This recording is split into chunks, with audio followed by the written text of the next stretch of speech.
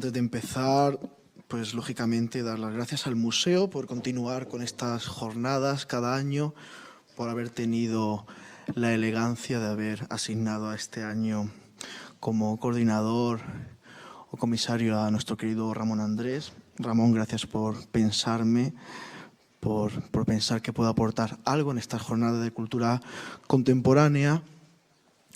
Y, por supuesto, estoy encantado de compartir espacio y tiempo con María, que ya bien sabe que soy admirador de su trabajo y que sí me puedo pronunciar como hijo de muchos de sus trabajos que ha relacionado, que ha desarrollado en el museo y de los que yo me voy alimentando, ya no solamente cada vez que visito el museo, sino de los trabajos pasados que me van llegando a las manos y me siguen inspirando para diferentes trabajos, proyectos que voy desarrollando en estos últimos tiempos. María, muchísimas gracias por todo lo que nos ofreces y que sigas ofreciéndonos.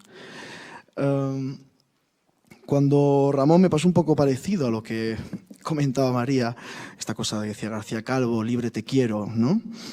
Pero es verdad que alguna vez es una jodienda esta invitación tan amistosa. Y yo siempre, en estas invitaciones tan amistosas, tengo últimamente una carta guardada que la titulo como comienza una copla popular dentro del mundo del flamenco, que es del que vengo, del que procedo, en un sentido musical, que dice «Los aires llevan mentiras». Es una copla que dice «Los aires llevan mentiras y el que diga que no miente, que diga que no respira». Es una copla que a mí siempre me ha gustado.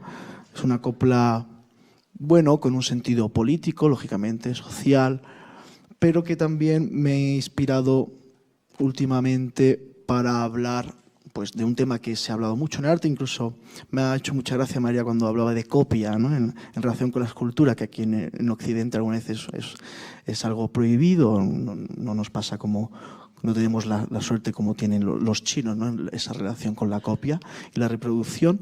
Y esto sería un tema en la música también eterno de debatir. Entonces, los aires llevan mentiras y el que diga que no miente, que diga que no respira, es una copla popular que me daba dos caminos a tratar en relación con lo musical y más concretamente con la voz, que es algo que me preocupa y sobre todo ocupa. Por un lado, lógicamente, está el debate del fake, ¿no? de la verdad, la mentira en el arte. La voz es una cuestión que siempre la relacionamos con la identidad, o sea, con la verdadera identidad, con el verdadero yo, con la verdad absoluta. Pero desde mis prácticas experimentales, o sea, desde la experiencia, desde lo empírico y desde el flamenco, las músicas populares, siempre había entendido lo contrario, la voz como una mentira posibilitadora para comunicarse, posibilitadora para ampliar el registro estético, discursivo, político, etc. Nuestro problema muchas veces es que entendemos mentira como algo pernicioso, ¿no? También en la política o en otras cuestiones. Ese tema me interesaba mucho y esta copla me da un espacio, un campo para hablar o cantar o sonar o escuchar desde ahí. Y después el otro es los aires. Como persona que se dedica o se ocupa, como he dicho anteriormente, a la voz, la concepción del aire, y aquí entraríamos todas las prácticas físicas, corporales, ¿no? Prácticas escénicas. Todo esto nos lleva a hablar sobre la arquitectura, ¿no? ¿Qué importancia tiene la arquitectura para la concepción de la voz o de las voces?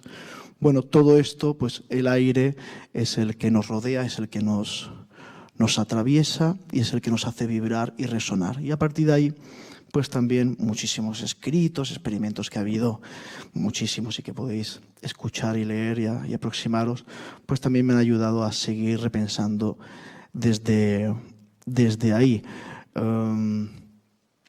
Siempre lo he planteado como un espacio en el cual se desvirtúa un poco ese yo, ¿no? Ese yo cantor, ese yo cantante, que cuál es la voz de Niño de Elche, de ese personaje. Hay una voz, solamente tenemos una voz, tenemos muchas voces. Bueno, este pensar, dónde empieza y termina la voz, qué supone la voz o las voces. Bueno, todas esas preguntas, es un espacio de preguntas mucho más que un espacio de certezas siempre que planteo esta copla. Y ahí es donde os invito, pues, lógicamente, a estar, ¿no? A poner la escucha, ¿no?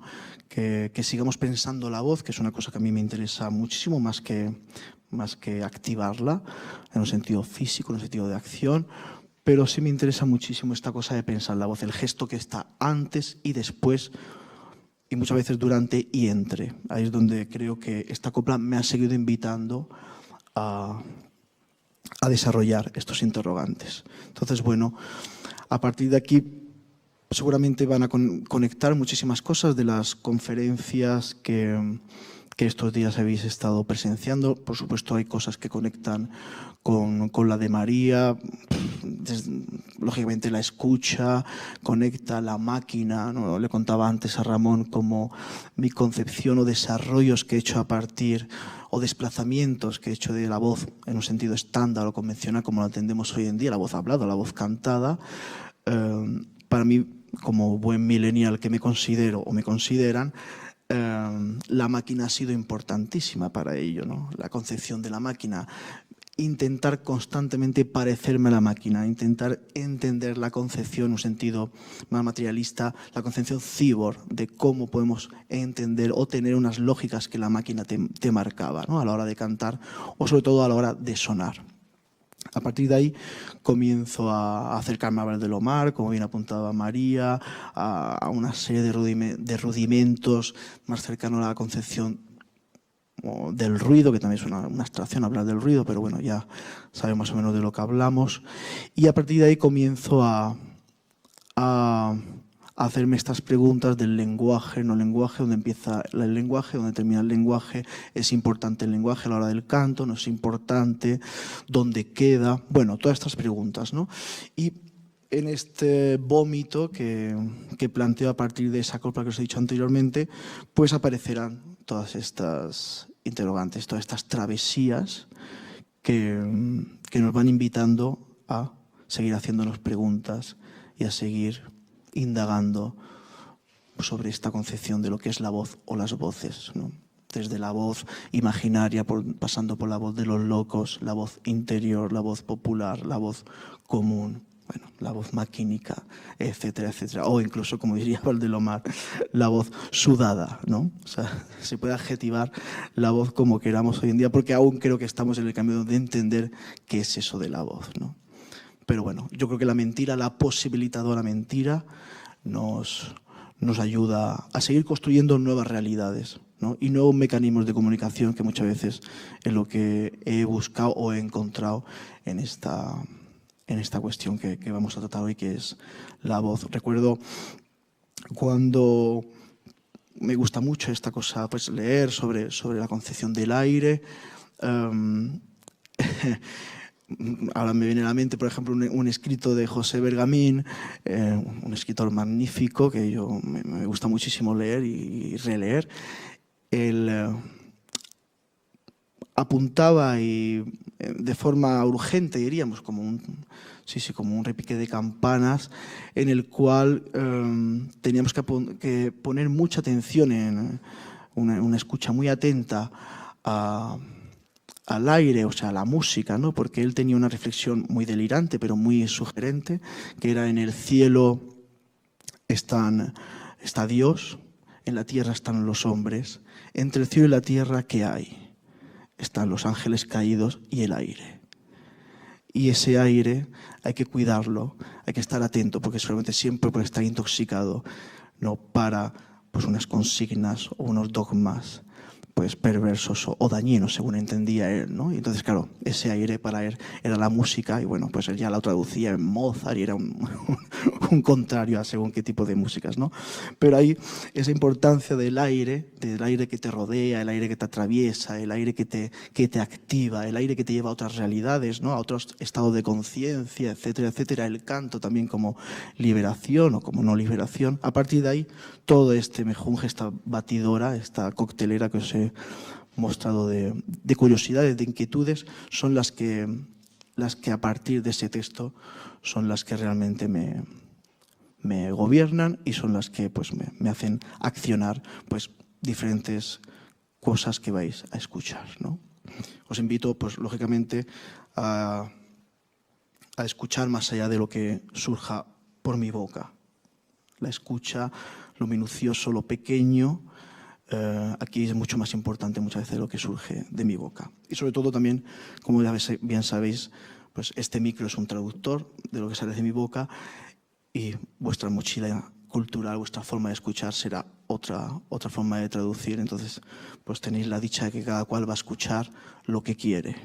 Eso es una bendición.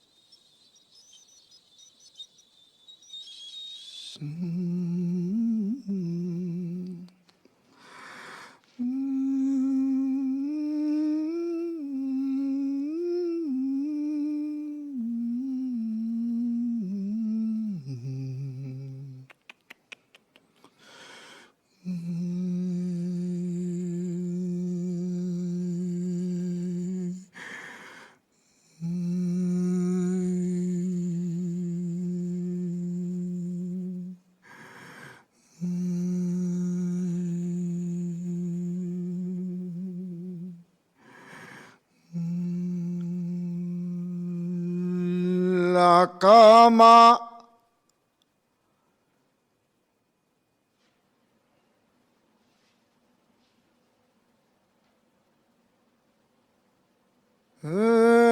está rota.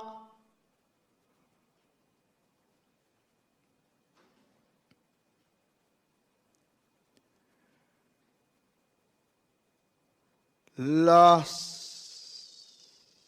sábanas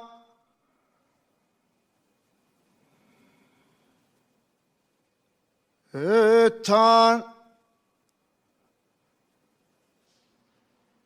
sucias.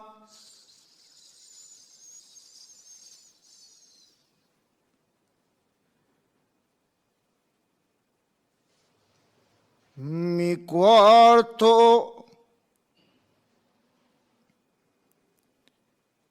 no tiene ventana.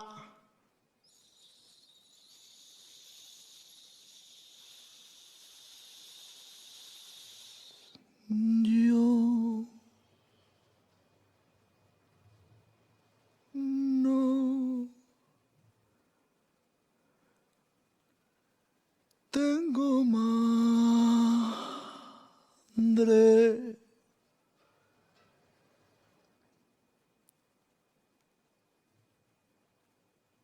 Por eso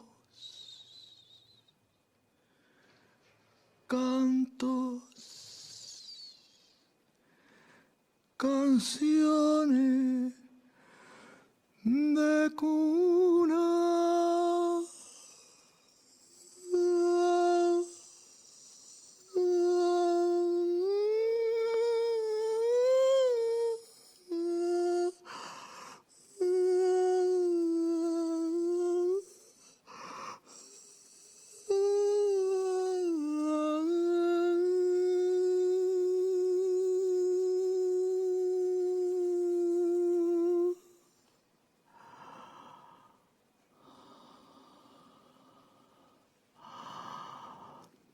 Para poder dormir.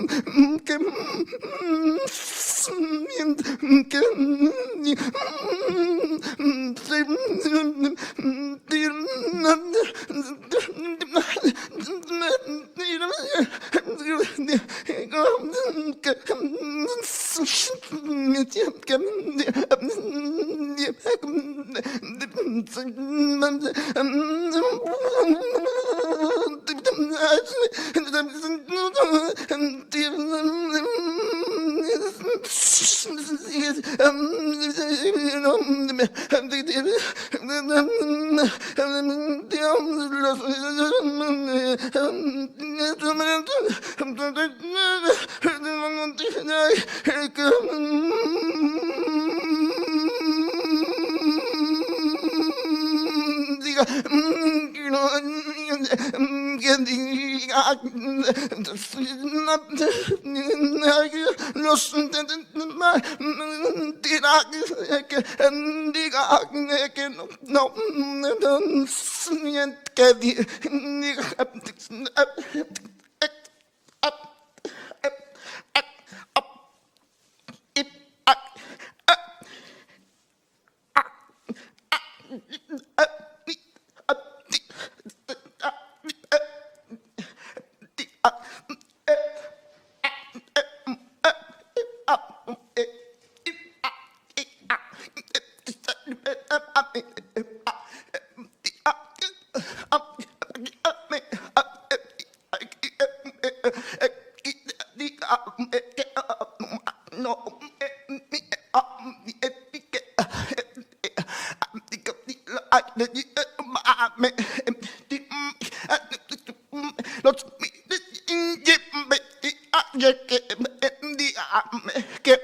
no mi que los I said it tira que no mi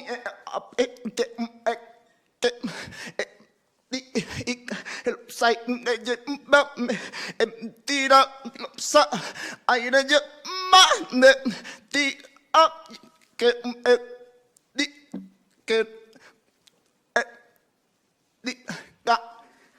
que lo sai me ti lo sa ai da me tira que diga que no miente que diga que no los aire llévame mentira los aire llévame mentira que di que no miente que diga que no los aires llévame los aires llévame mentira y el que diga que no que los aires llévame mentira los aires llévame mentira y el que diga que no miente que diga que los hay, amé, mentira, los aire llevame, mentira, y el que diga que no miente, que diga aunque no los aires llévame, mentira, los aire llevame, mentira, y el que diga que no miente, que diga que los aires llévame, mentira los aires llevan, mentira y el que diga que no miente, que diga que no los aires llévame, mentira los aires llévame, mentira y el que diga que no miente, que diga que no respira los aires llévame, mentira los aires llévame, mentira y el que me diga que no miente, que diga que no respira los aires llévame, mentira los aires lleva, mentira y el que diga que no miente, que diga aunque los aires llévame, mentira los aires llevan, mentira y el que diga y el que penara que no miente, que diga que no respira los aires llévame, mentira los los aires lleva mentira. Y el que diga que no miente, que diga que no respira los aires lleva mentira, los aires lleva mentira.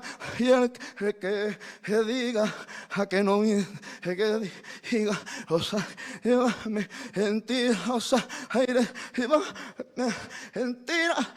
Y el que diga los aires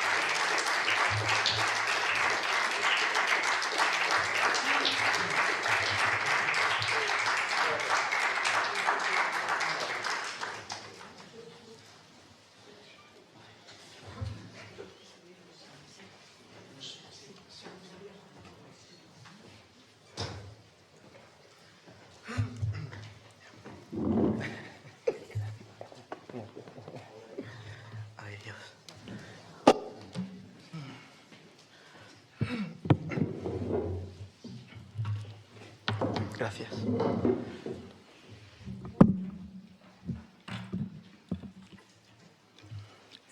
Como hemos venido haciendo, después de cada sesión, pues hemos abierto un diálogo que siempre ha sido un diálogo, un turno de preguntas, que siempre ha sido iluminador hasta hoy, así que les invito a preguntar las muchas cosas que se han sugerido en las dos intervenciones magníficas y que agradezco muchísimo. Así que a ver si se animan a preguntar.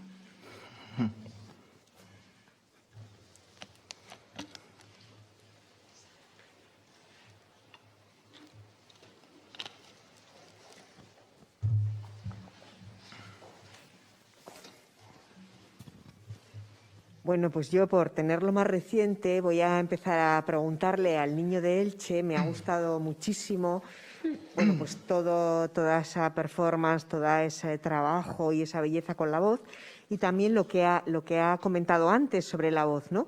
Y hay una frase que me ha dejado un poco intrigada, no sé si no la he entendido bien, cuando ha dicho la voz, eso que todavía entendemos o que... Como la verdad, ¿no? Como la... Sí, en relación con la identidad. Muchas veces cuando hacemos estas experiencias, ¿no? Mucha gente se siente muy perturbada, ¿no? Porque la voz tiene que ver mucho con la identidad de uno, ¿no? Mi voz, ¿no? Es una frase bastante recurrente, ¿no? Y después también es muy interesante escuchar las gentes que han tenido enfermedades de la voz, su relación con esa pérdida, ¿no? O el cambio de la voz. Hay algo ahí en la voz como identidad y la identidad como verdad originaria, ¿no? Recuerdo en el festival Punto de Vista, el primer año que me invitó Garbiñe Ortega a participar, Garbiñe me llamó súper ilusionada, muy buena amiga, diciéndome: Paco, este año te puedo invitar al festival porque lo he titulado con una frase de la cantante Marilyn Monk que decía: la voz nunca miente. Y yo decía: joder, Garbiñe, es perfecto porque yo opino todo lo contrario que Marilyn Monk, entonces puedo ir. Y precisamente por eso, bueno, esto también conectaría con la concepción de la máscara, ¿no? La voz, ¿no? En la antigua Grecia, esta cosa de también la voz populi, pero a mí me interesa mucho esta cosa como pensamiento liberador, ¿no? de posibilitador, ¿no? Poder elegir, sobre todo en el terreno musical, que es en el que yo me muevo, pues qué voz en qué momento es la voz que más se adecua a tu necesidad de expresión o de comunicación, ¿no? Por eso hablaba de la mentira posibilitadora, ¿no? No perniciosa. Y ahí es donde, bueno, todo esto tiene sentido, porque seguramente, en esto no sé cuánto ha durado, pero la gente que me conoce cantando de una forma estándar, por decirlo así, dirá: ninguno de eso, nada que ha sonado ahí es Niño de Elche, si lo escucha en un disco. Bueno, hoy en día la gente que me conozca puede ser, pero hace 5 años no. O alguien que no me conozca le ponemos esto como un disco y no reconocerían mi identidad o mi supuesta identidad. Bueno, simplemente es un espacio de interrogación y crítico y autocrítico sobre qué entendemos por la voz y más allá de la voz cantada. Sí, a eso me refería. Sí, digo, me ha parecido una excelente idea la de la exposición Almacén, entendido, de que las personas que vamos a un museo podamos, en este caso, más o menos lo he comparado con el Ninot Indultau, salvando todas las distancias, ¿no? Una obra que a la gente que va al museo que le parezca que debe de exhibirse como una primera obra. Y luego, en cuanto a la forma de exhibir algunas obras colgadas, yo esta mañana he tenido ocasión de estar en el Museo Teiza, de aquí y alguna obra, a lo mejor por seguridad no puede, pero sí que me hubiera gustado, lo hubiera visto de otra manera si estuviera suspendida, porque las 3 dimensiones que da el vacío, pues hay que agacharse para contemplar esa obra de tal forma como nos ha explicado la que nos explicaba la obra cómo debería estar, ¿no? Que hay que agacharse para ver que es una obra que hay que verla suspendida o por debajo. Me ha parecido una excelente forma de lo que se hizo en ese museo.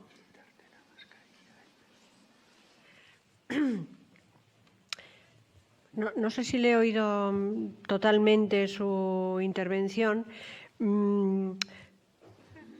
Sí que tengo que decir un poco, comentar un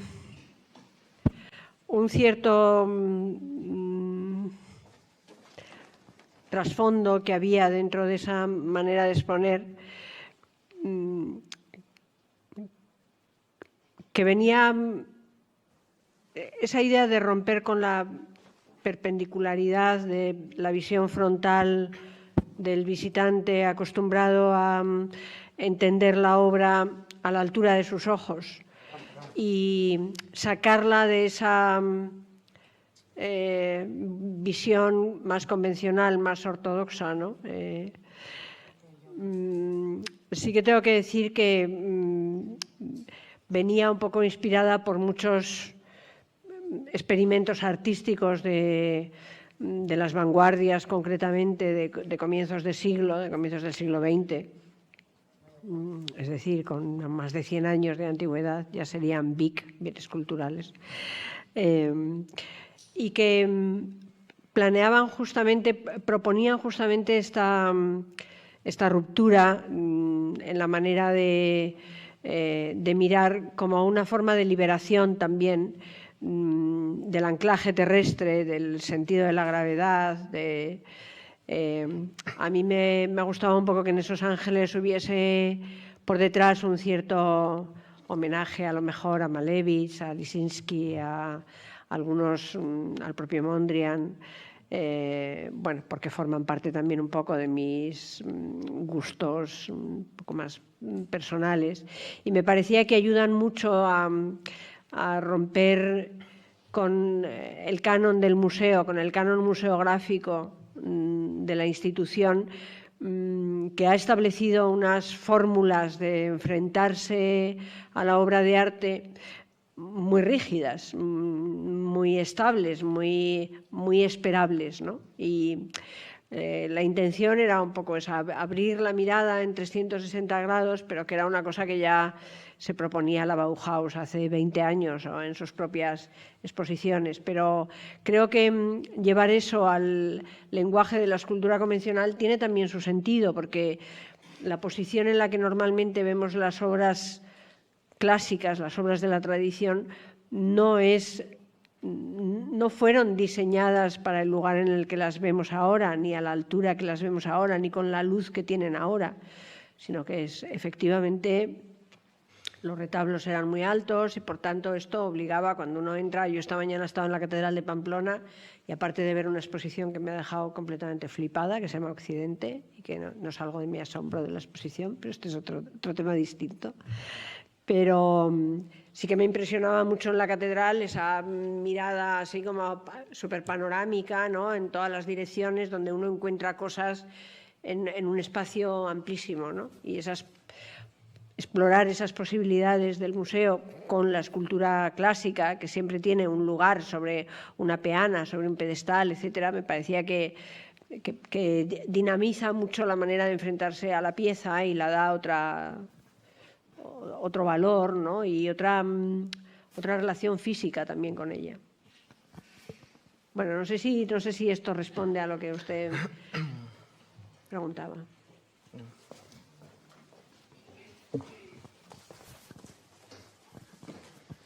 Perdón, no hay que añado otra cosa, no hay que, por dar un detalle un dato un poco anecdótico, pero no hay que olvidar que todos estos artistas a los que me refiero, todos estos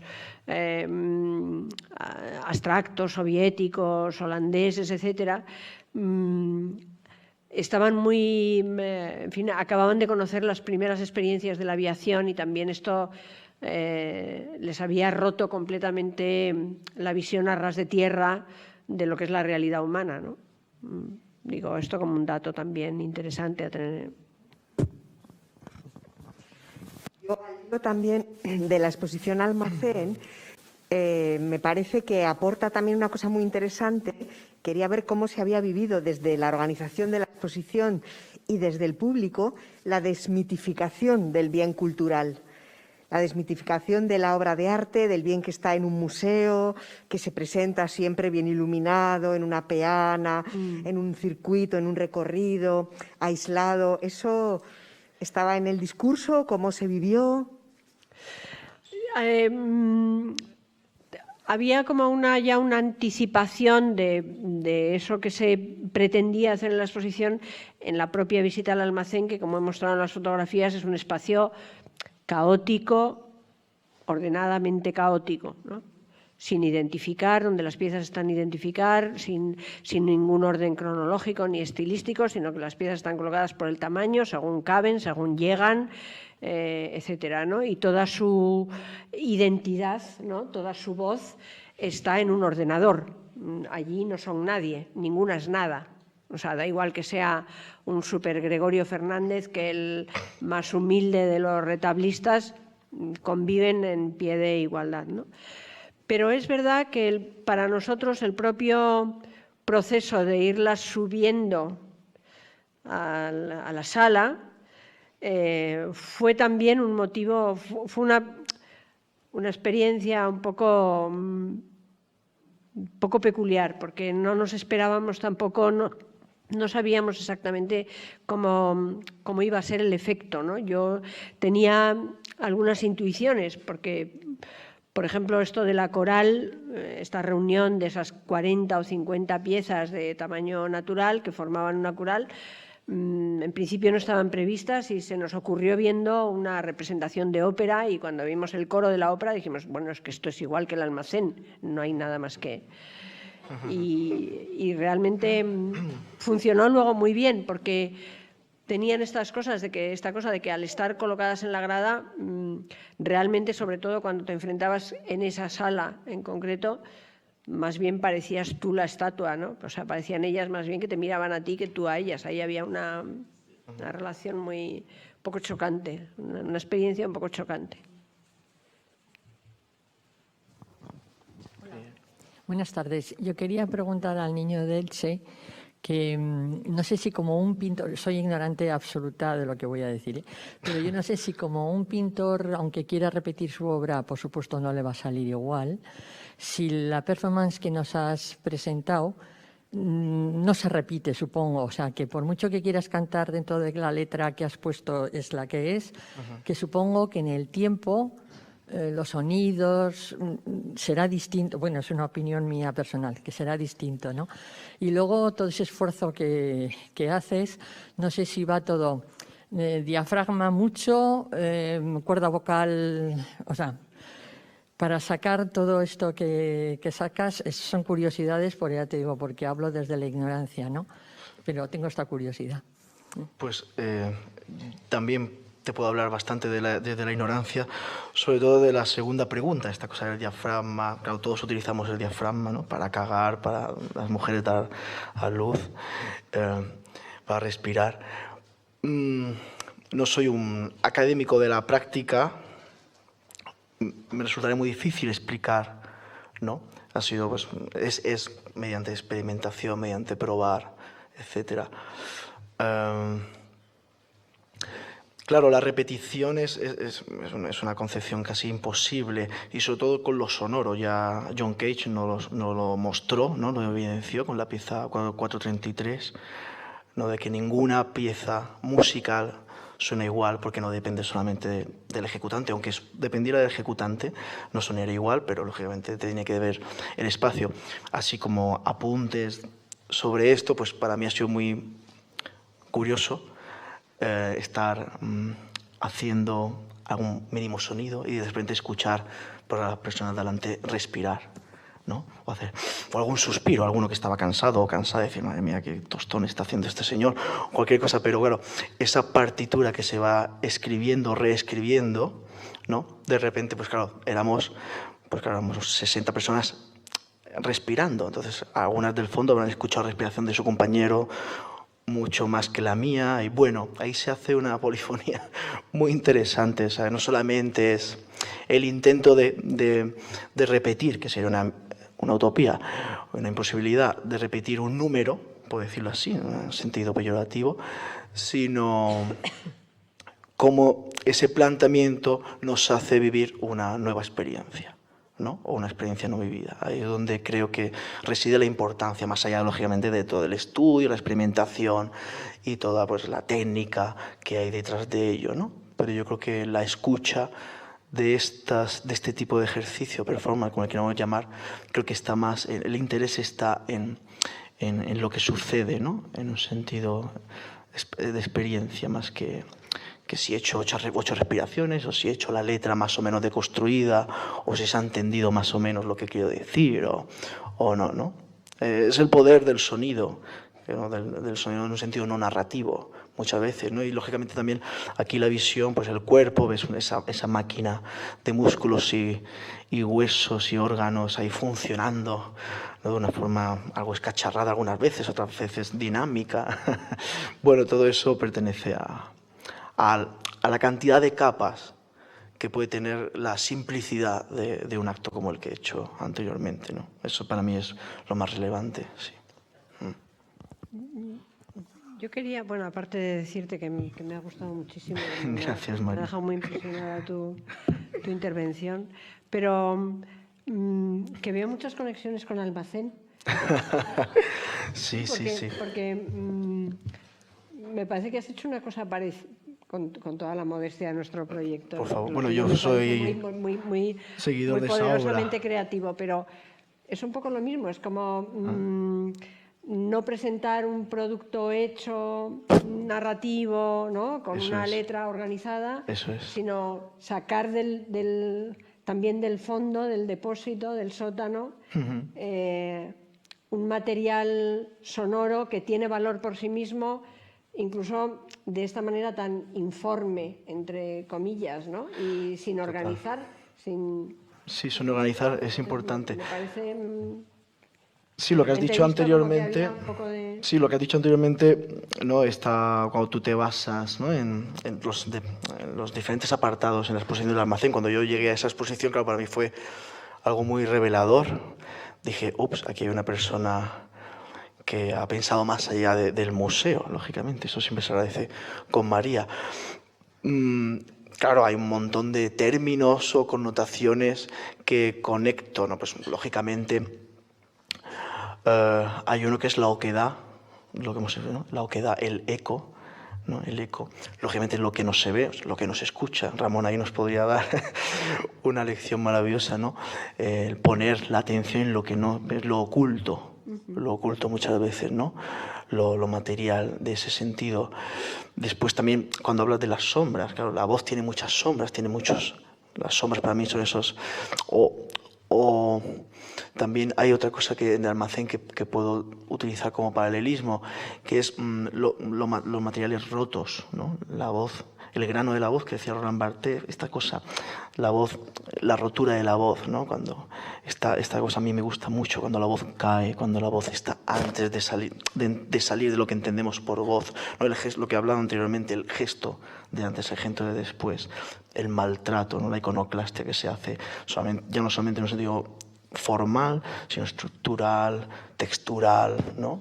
Todo eso nos hace, pues, cuestionarnos qué es arte, qué es un museo, qué es un cantante, qué es una voz, bueno, todo eso creo que es un paralelismo que por eso yo me siento muy reflejado con muchas formas de hacer, ¿no? En esa exposición, y me sentí reflejado y me siento reflejado, ¿no? Porque sí, y después en la música todos somos seguidores de, hijos de, ¿no? Anónimos, somos muchos, hay muchísimo, y eso también me gusta muchísimo, y la labor de extraer de abajo arriba, que al fin y al cabo es amplificar la escucha, ¿no? Y poner en valor un suspiro o un alarido igual que una melodía de Mozart.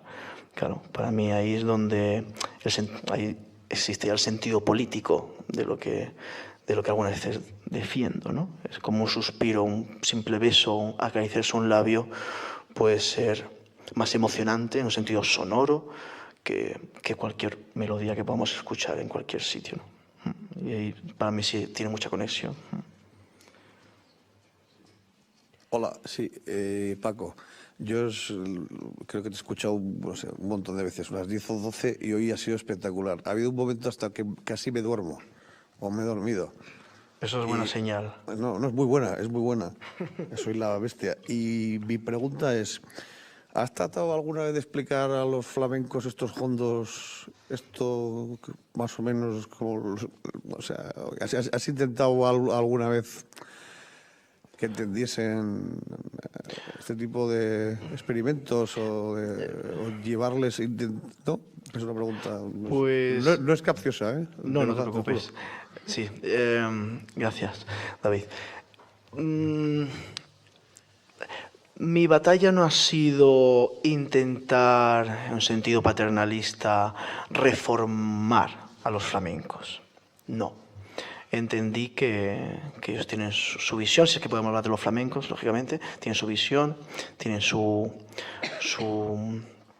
utopía, ¿no? su ficción, y ya está, unos la persiguen, otros la viven, bueno, cada cual. No, simplemente yo les sigo diciendo que esto que he hecho puede estar y está relacionadísimo con ese micro sonido que encierra el flamenco, esas micro actitudes, esas micro formas que encierra el flamenco.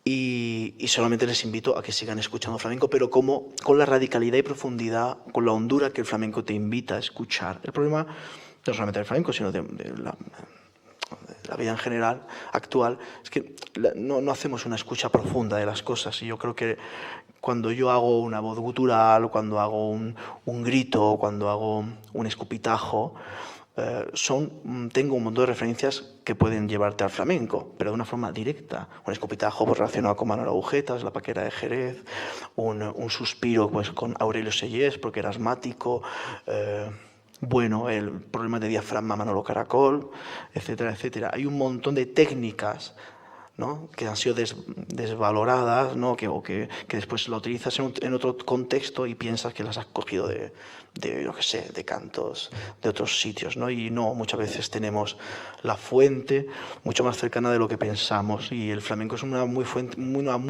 buena fuente para mí. Yo siempre digo que si yo empecé a experimentar es porque vengo del mundo del flamenco.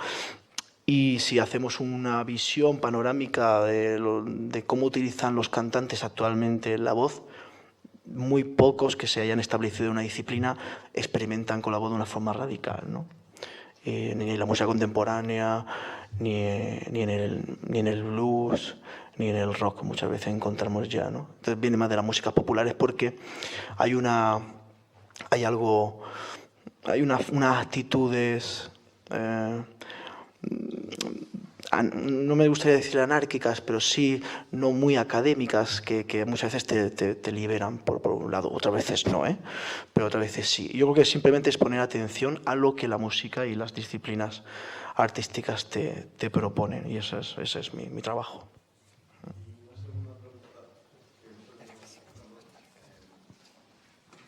Esta ya es con un poco de morbo. ¿Has ensayado mucho, por ejemplo, lo de hoy? ¿Qué es ensayar? ¿Repetir? No, trabajarlo. A trabajar. Sí, lo he experimentado, he activado desde sitios parecidos a los que he activado hoy. Pero claro, la forma, o bueno, aparte el subtítulo de la invitación de Ramón, ¿no? Las formas cambian siempre, pero es que claro, no depende de mí, depende de ti, depende del público y de tantas cosas que por mucho que yo intente ensayar, porque tampoco sabría sacar el criterio de cuál sería lo correcto o lo bien hecho de esto, me costaría sacar un criterio. Uno ensaya cuando ya tiene el criterio formado de lo bien hecho, ¿no? O de lo correcto. Yo no sé aún cuál es ese criterio en estas cosas. Sí, perdón. Bueno, muchas gracias. Es para el niño de Elche la pregunta. Me ha resultado muy perturbador, efectivamente, esta performance. Creo que, bueno, yo lo he entendido así como desde otra expresión del cante hondo en esa especie de tragedia de la persona que está ahí sintiendo cosas muy, muy fuertes y con mucha angustia. Has hecho algo intentando transmitir, en lugar de esos sentimientos, que yo por lo menos los he percibido así, sentimientos de paz, de amor, de tranquilidad. ¿Es posible hacerlo también con ese tipo de técnica que has empleado? Bueno, eso lo tendrá que decir la gente que lo habéis experimentado, pero yo creo que sí, lo que hablamos anteriormente, que todo el significado del mundo puede estar en un simple gesto. No hace falta, muchas veces no hace falta, ¿no? Y bueno, estos son pequeños acercamientos a otras experiencias que habitualmente no las tenemos, que nos pueden alumbrar para seguir atentos a esas pequeñas cosas que nos rodean, ¿no? Pues yo me quedo, un amigo mío siempre me dice que me quedo embelesado cuando escucho a los bebés gritar, llorar, o cuando veo a alguien llorar o reír. Son cosas que me interesan mucho porque creo que hay una emoción no literal que también deja al otro a que pueda traducir y experimentar de forma más liberada, ¿no? Me gustaría expresar al niño de Elche lo sorprendente de lo que acabo de oír, que me ha gustado muchísimo.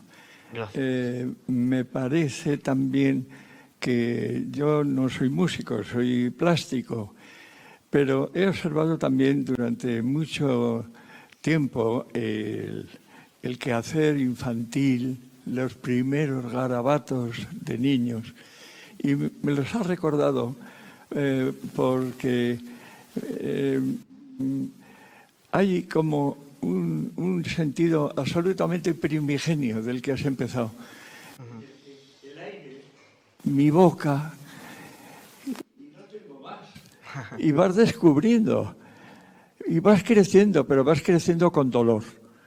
No es fácil, se sufre, impotencia.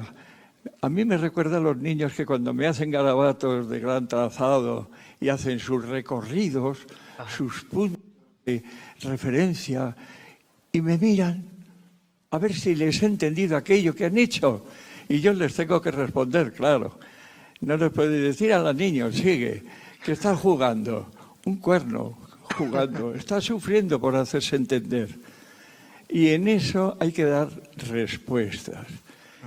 Me ha gustado muchísimo cómo ha sido creciendo la voz, acercándola, la respiración, ese sonido del respirar que también tiene la flauta china, creo, o una flauta japonesa, en que el sonido y la respiración coadyuvan y se nota el esfuerzo y como que ese sonido va construyendo la posible habla a través de la música, a través de ejercitar una musculatura oculta. La palabra viene después, quiero decir. Esto es. Y cuando ahí nace, también se agota el hombre y muere. Es todo un proceso de vida y muerte que has expresado maravillosamente. Me ha impactado. Gracias. Y te felicito. Gracias. Me has recordado ese proceso de la pintura que yo he seguido más de 40 años con niños y mayores. Los mayores me traían el mayor de los prejuicios para ser pintor. Es que ya sabían de antemano lo que eran y quién es Velázquez y quién es... Y digo, haga el favor de leer a Cortázar en Rayuela y se muestra ante Mondrian desnudo completamente, sin ningún aditamento, digamos, de saberes, de nada. Vea usted con naturalidad lo que es pintar. Y eso me lleva a recordar la señora Bolaños cuando ha sacado ese magnífico cuadro de Franz Hals. Qué maravilla de penetración psicológica, de qué manera de describir personajes, desvelar almas. Ahí tenía un buen holandés que es Rembrandt, que con su luz meridional entra en lo más hondo de la persona. Pero a la vez he echado en falta el cómo suscitar y descongelar al público soberano que ve la pintura, que tiene una especie de desangelamiento ahora, que no se decide a entrar en los cuadros, porque la música nos llega, nos invade, le hemos oído queramos o no, pero hemos querido que sí porque era muy bueno. Pero el no entrar tanto en el cuadro, ¿cómo se puede quitar eso? Quizá nos ha faltado ver que Frank Hals es un prodigio de la pintura, es un prodigio natural. Pinta como pinta Rembrandt, como pinta Velázquez, como pinta Goya, como pinta Picasso o el mismo Sorolla. ¡Qué técnica, qué maravilla! Es una fastuosidad, es una fiesta de la sensualidad, de la luz, del color, de la alegría también. Allí se dedicó a definir a estas pobres señoras que, a pesar de sí mismas, desvelan todo ello. Pero si nos hubiéramos acercado al cuadro con imágenes muy cercanas que vean el comportamiento del pintor, habríamos visto que el alma del artista resplandece de alegría, que tiene una técnica, yo diría que prodigiosa, y que sin quererlo y queriendo, pero a pesar de sí mismo, ha penetrado toda esa psicología que ha desvelado también, que portaban esas imágenes. En fin, mi felicitación a los dos, pero sobre todo a Ramón Andrés, que nos ha traído a Pamplona. Esto a ver si despierta un poco Pamplona también, porque está como lisa como las paredes. Y gracias a los esfuerzos museísticos nos encontramos aquí gozando de primera hechos como los que acabamos de oír en vosotros.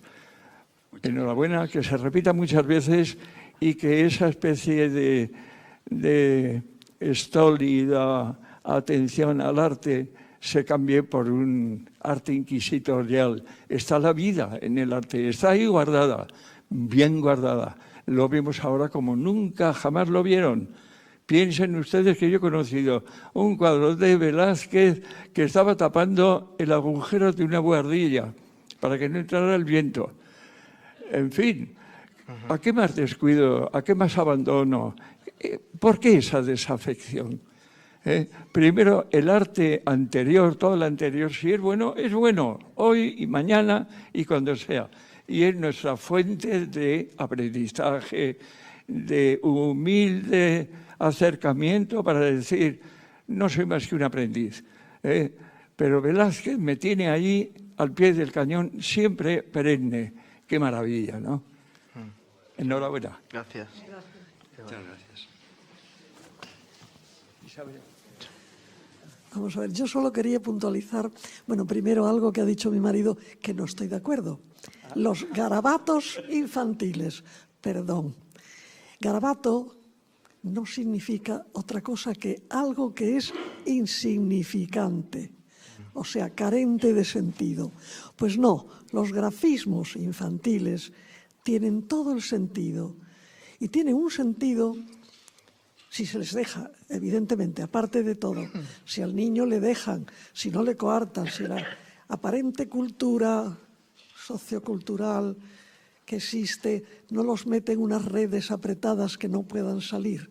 Pero cuando el niño sale, esas líneas, esos grafismos, son estética, es un principio de estética, son gestos que trascienden a la propia acción y que trascienden desde todo su cuerpo, que trascienden de una mano que se mueve, que mira, que ve un color, pero que lo siente y que decide tocarlo y que decide dejar una huella. Y esa huella no es cualquier huella. Yo he visto tantas cosas he estado investigando, bebés desde los 6 meses hasta que, hasta que han crecido, hasta que han sido mayores, en fin. Yo tengo grabadas, pues he estado grabando con cámara oculta muchos años. Y tengo algunos, bastante repetidos, el mismo proceso, que me llegó a llamar la atención y entonces estuve buscándolo más todavía. Cuando quieren ir a un sitio con una línea, utilizan las 2 manos. Con una señalan el final, con la otra lo llevan. ¿Eso es garabato? ¿Eso no tiene sentido? De garabato nada. Tiene todo el sentido. Y ahora, oyendo también la intervención, bueno, las 2 son magníficas y enhorabuena a los 3. Pero oyendo ese aire, yo llego a un momento en que no sé si oía el aire o los movimientos de sus manos. Eran lo mismo en otro sentido, en otra forma de expresión. Y el cuerpo, por Dios, el cuerpo lo movía usted apenas. Era un gesto, tan apenas como el aire. Y los gestos de las manos, distintos, las 2 manos, me han dejado impactada. Y me han vuelto a llevar a esos gestos de los niños. Y nada más, dar las gracias a todos. Gracias. Y enhorabuena por traernos esa cultura, como ha dicho mi marido, que estoy plenamente de acuerdo. A ver si movemos Pamplona. Gracias. Me permito hacer las paces con mi mujer, pero además quiero relatar lo que he hecho varias veces con niños pequeños, niños de 5 a 14 años. Isabel profundizó mucho más con 0 edad a 3 años, ¿verdad? Pero quiero hablar también, un poco por conectar con esa alegría, que pintar también es un acto de alegría enorme. Y entonces hice varias veces un happening artístico compuesto con 12 niños, 10 o 12 niños, una fiesta del color. Yo hago con materias muy sencillas, colores, pigmentos, colores en polvo y la yemita de un huevo, que es la mejor pintura del mundo. Resulta que con esa mezcla de polvo, yemita de huevo y agua, me hacían una fiesta de color en todo el sentido de la palabra, de alegría, de gracia, de risas, de no parar de trabajar. Y aprendieron, porque les induje, ahora tú vas a pasar a ver que no estás conforme con el que has tenido de vecino. Y tú lo mismo, y vais a alternar y saber respetar y llevar a más o solucionar o aportar tu experiencia. Un juego de gran alegría, un juego de gran respeto al compañero. No riñeron jamás, jamás. Encharcaron, sí, alguno pisó el cuadro, pero en definitiva luego lo vi en el estudio de un arquitecto, aquel mural largo como de 8 metros, de la anchura de un papel de rollo robusto, y estaba decorando su estudio de arquitectura. En definitiva, amamos el color, amamos expresarnos, botar fuera de nosotros la voz, botar la acción plástica. Frank Hals, qué manera de pintar aquel bebedor que tiene, qué gozo de vida, y ahí me quedo, que me están diciendo que me calle. Bueno, yo tenía una cuestión para María y otra para el niño de Elche. Bueno, sí que bueno, ambos enhorabuena por las intervenciones y gracias. Y bueno, para María, sí, un comentario que has hecho acerca bueno, los que trabajamos en el mundo museístico, en el día a día nos olvidamos a veces sobre la procedencia de nuestras colecciones. Y me ha llamado la atención porque es algo sobre lo que cuesta acordarse del origen de las colecciones muchas veces en procesos destructivos, ¿no?, de la historia. Los museos públicos todos somos grandísimos representantes de colecciones surgidas de procesos históricos, pues de ese cariz, ¿no?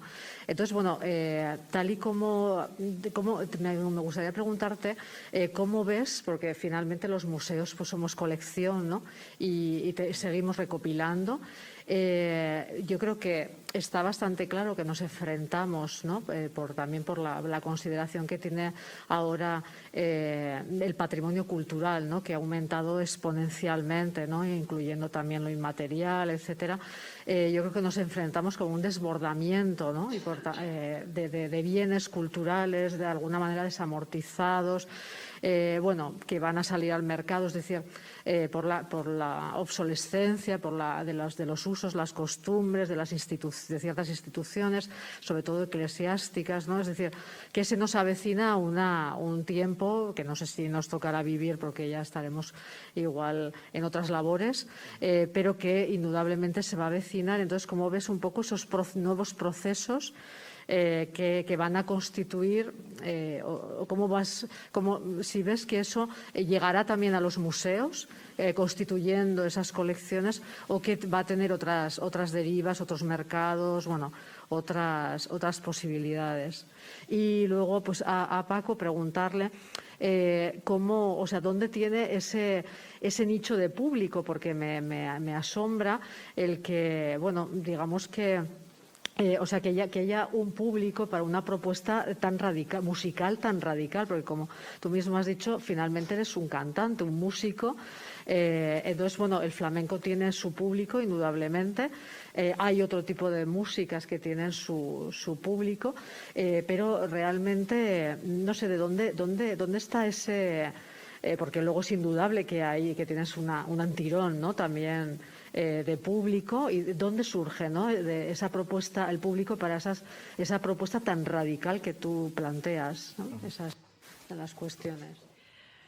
Bueno, no sé muy bien qué contestarte. Creo que ese problema que describes de inflación de bienes culturales, porque cada vez hay, primero, el concepto de bien cultural se va ensanchando, y luego, por otra parte, pues hay labores continuas de recuperación de materiales a los que hay que dar acogida. A lo mejor Carmen de estas cosas tiene mucha más experiencia, y Carmen, que está ahí al fondo, y tiene una opinión más fundamentada. Nosotros en el museo no tenemos ese problema como un problema acuciante, porque coleccionamos escultura, y precisamente escultura en el mercado y escultura interesante que llegue al museo hay muy poca. No es un problema. Es verdad que tenemos en Europa, sobre todo, en general en todos los países, pero quiero decir que es un problema muy propio de civilizaciones como la nuestra. Es verdad que hay una especie de hiperinflación de recuperar todo aquello que procede del pasado, y que por el hecho de tener 100 años legítimamente está obligado el museo a acogerlo, ¿no? Y es un problema para el que no tengo una opinión fundada, ni me imagino cómo se puede resolver, ni qué solución se le puede dar, pero desde luego es un problema, lo veo. Desde luego hay museos que lo están viviendo nosotros mismos tenemos un problema de almacenaje, claro, de esta especie de sobreabundancia, pero me parece que es más que en ese sentido hay una diferenciación clara entre algunos museos y otros. No te puedo decir más. Bueno, los públicos es algo bastante paradójico muchas veces. Yo que tengo la suerte, en el sentido por tener más conocimiento de diferentes fuentes, pues de haber estado en reuniones con gente con gente más mediática, ¿no?, y analizan esta concepción del público, ¿no? Y sigue siendo un debate, ¿no? Sigue siendo un debate y un misterio, cómo se forman los públicos. Eso como cuestión general, aunque hay lógicamente estudios, marketing, etcétera, ¿no? Pero sigue siendo aún bastante complicado trazar una línea, diríamos, con la suficiente seguridad por muchos datos que uno tenga, y lógicas, sociológicas, etcétera. En mi caso es muy particular.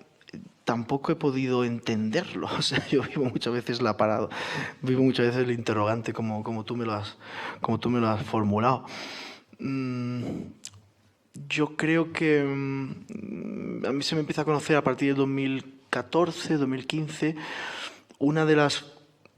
creo que yo irrumpo en el mundo de la música indie, pero viniendo del mundo del flamenco, y la música indie, los públicos que más o menos están o van pasando dentro de esos festivales, ¿no? Es una estructura de festivales, de salas de rock, etcétera.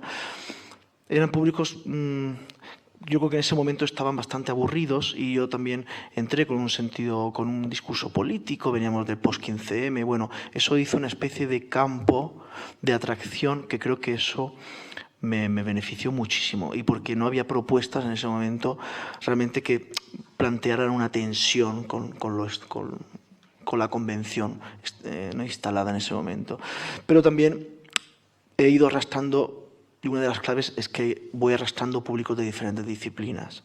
Trabajo mucho con la gente de la danza contemporánea, pues hay un público que se queda. Trabajo mucho con gente pues, del arte contemporáneo, hay otro público que se queda y que después se va, ¿eh? Pero bueno, es un tránsito. He trabajado con gente de la música contemporánea, he trabajado la libre improvisación, gente del rock, del jazz, menos, pero también he trabajado algo, ¿no? Con orquesta barroca. Bueno, es un compendio de diferentes experiencias, propuestas que yo voy teniendo, ¿no? Pues mis relaciones con gente del mundo del pensamiento, bueno, de la performance, de la pintura, el videoarte, del cine. Eso ha hecho diríamos una especie de cosmos muy paradójico, muchas veces contradictorio, y yo mismo lo voy experimentando. Y después yo cambio, si atendemos a la línea discográfica, ¿no? Que es la que muchas veces se toma como línea prioritaria de un músico, no llego a entender por qué, pero bueno, esa línea prioritaria esa línea discográfica, claro, yo cada disco cambio bastante fuertemente de estética, ¿no? Pues uno lo hago con una banda de rock, otro después cambio, y depende de lo que quiera contar, pues cambio el combo, por decirlo así. Entonces eso también genera nuevos públicos y otros públicos que se van. ¿El por qué? Pues yo no sabría por qué. Yo creo que, lógicamente, lo que he hecho hoy no me lo dejan hacer en un teatro para 500 personas, lógico. Pero para mí lo importante no es tanto eso, ¿no? Que creo que también sería contraproducente en un sentido de la causa de llevar elementos a otros territorios, sino que creo que lo interesante es cómo entrecruzar todo, ¿no? Y que yo pueda estar tal vez cantando una canción rock, pero que de repente alguien que viene del mundo de Artaud le pueda atravesar un alarido que de repente pueda hacer en un momento dado, ¿no? O alguien que tiene intereses por la música antigua, de repente, escuchándome, pueda conectar, ¿no? Yo creo que una de las claves puede ser, y esto estoy pensando en voz alta, es que la propuesta no sea hermética, que realmente se perciba que está atravesada por muchísimas cosas. Y ahí, pues un poquito de esos públicos estacionados, pues van llenando los espacios. Aún no, a mí me sería muy difícil hablar del público que viene a verme, porque, por ejemplo, la próxima propuesta, que es la semana que viene, está dentro de un marco de artes escénicas. Y la mayoría del público que viene será en el marco de artes escénicas. Y la propuesta es mal llamada de artes escénicas, pero bueno, por entendernos. Pero ir a gente de la música, ir a gente del arte contemporáneo seguramente, recaerá allí, y de nuevo la coctelera continuará trabajando, ¿no? Y creo que, bueno, es una cosa que me gusta mucho.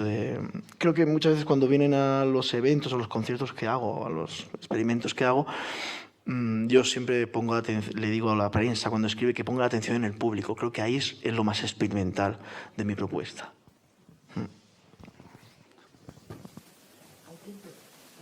¿Hay tiempo para más preguntas? Tenemos 5 minutos. Pues por allí al fondo.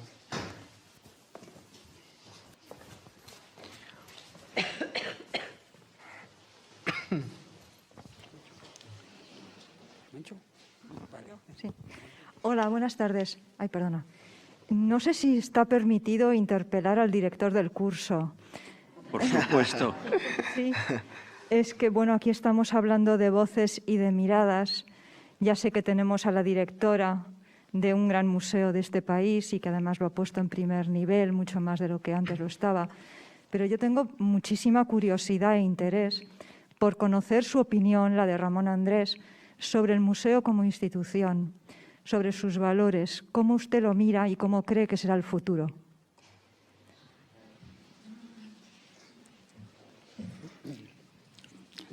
Es cierto que el museo es un objeto de debate, de crítica. Yo solo puedo decir que siento una inmensa gratitud hacia el museo, que es, por supuesto, vamos a decir, lo que se está poniendo en cuestión, ¿no? Del hecho de la realidad de un museo, de su porqué. Está bien que surja todo esto, cualquier movimiento crítico, porque al fin y al cabo ayuda a mejorar las cosas, ¿no? Pero evidentemente el arte está transformándose continuamente, ahora con mucha celeridad, y el museo es una parte también de ese proceso y por lo tanto sufre las consecuencias, ¿no? Lo que yo no me preguntaría nunca es si tiene sentido o no un museo. No tiene sentido un museo si está de manera estática, si se convierte en un simple almacén, pero en la primera planta. Eso no tendría mucho sentido. Si el museo es dinámico, tiene, yo creo que un pleno sentido, un cometido muy claro, que es no detenerse, ¿no? Estar a compás de la transformación y el futuro.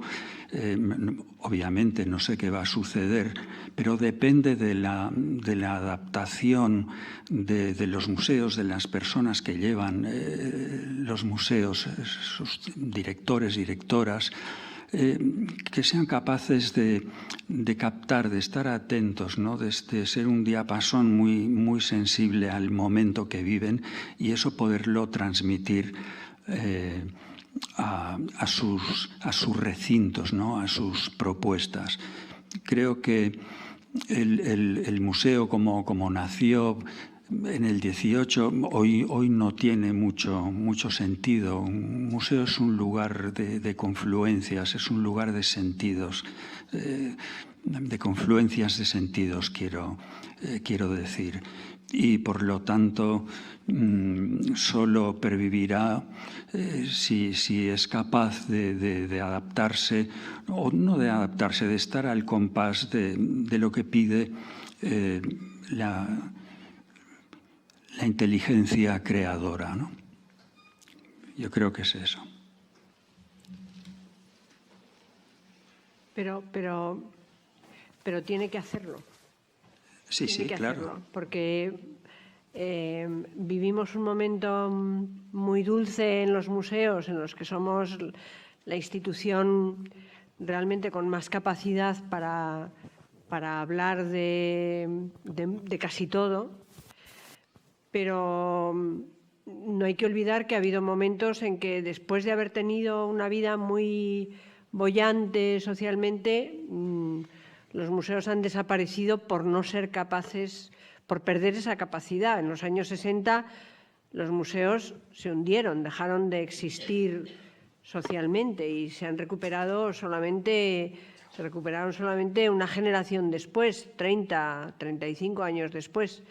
Es decir, que no el hecho quiero decir que no son eternos, que en un determinado momento, cuando después de la Segunda Guerra Mundial, en los años 60, quien realmente ocupó el lugar que ahora tienen los museos, por eso me he referido a ello, fue en cierta manera el cine. Fue el cine en los años 50, 60 el que fue capaz de aglutinar intereses, ideas, propuestas, iluminar, y al museo le costó surgir de aquellas cenizas, le costó una revolución interna. Entonces quiero decir que en ese sentido el museo no es eternamente existente. Podría darse el caso de que si no sabemos hacerlo, dentro de 20 años dejemos de ser interesantes. Por eso decía que tiene que estar por eso, en consonancia con el tiempo. Sí. Pues me gustaría cerrar este ciclo, pues como lo había empezado, agradeciendo mucho su presencia tan fiel a lo largo de estos 4 días. Agradecer también al Gobierno de Navarra la confianza que ha depositado en mí para llevar a término este ciclo, este curso. Y también agradecer a todas las personas que han aceptado estar aquí con nosotros y bueno, invitarles para la próxima ocasión y dinamizar, a ver si podemos dinamizar entre todos Pamplona, ¿no? La ciudad que ha estado pues como un museo parado mucho tiempo, y se trata de dinamizar, de transformar y de mover un poco ese pozo en que estaba todo, ¿no? Muchísimas gracias. Gracias.